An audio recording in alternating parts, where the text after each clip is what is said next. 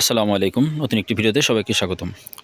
বন্ধুরা, প্রায় সময় আমি বলে থাকি যে মেহগনি গাছ অনেক গ্যাপ দিয়ে লাগাতে হয়, অর্থাৎ 10 ফিট মিনিমাম 10 থেকে 15 ফিট দূরত্বে লাগালে গাছের ফলন পাওয়া যায় বা গাছ মোটা এবং বড় হয়। তো আজ ব্যতিক্রমে একটি ভিডিও নিয়ে এসেছি। দেখুন, একটি গাছ থেকে আরেকটি গাছের দূরত্ব মাত্র 2 থেকে 2.5 ফিট হবে। এই একটি গাছ এবং এর পাশে আরও একটি গাছ। তো ভিডিওটি ধারণ করার একটাই উদ্দেশ্য, এই গাছটা কি আসলেই লাভজনক হবে কি না, যে এত দূরত্বে গাছ মোটা হবে কি না বা বড় হবে কি না, এরকম প্রশ্ন থাকতেই পারে।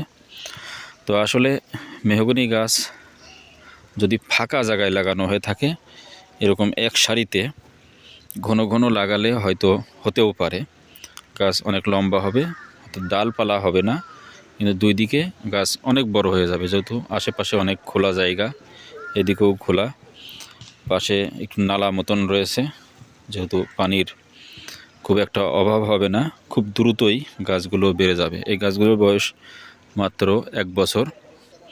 তো এই গাছ আরও দ্রুত বড় হবে অন্যান্য গাছের তুলনায়, কারণ এর আশেপাশে কোনো গাছ নাই, একদম সম্পূর্ণ খোলা জায়গা। দেখুন, তো এই সমস্ত জায়গায় এভাবে পাশাপাশি অর্থাৎ ঘন ঘন মেহগনি গাছ রোপণ করলে খুব একটা ক্ষতি হয় না।